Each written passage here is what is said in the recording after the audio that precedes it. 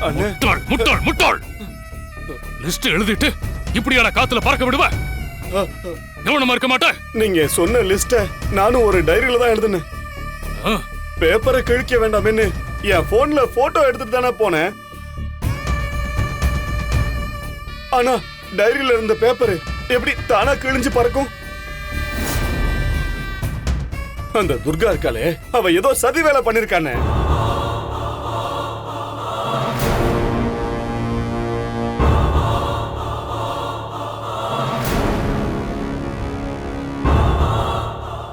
அவளுக்கு எதிரா ஏதோ செய்ய போறோன்னு அது எனக்கும் தெரியும்னு சொல்லாம சொல்லிட்டு போறா.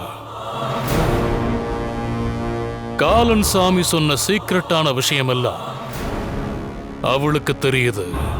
அப்படின்னா காலன் சாமிக்கு எதிரான சக்திகளும் ரெடியா இருக்குன்னு தானே அர்த்தம். அப்படின்னா இன்னைக்கு ராத்திரி ஒரு பெரிய போர்க்களமே நடக்க போகுதுன்னு நினைக்கிறேன்.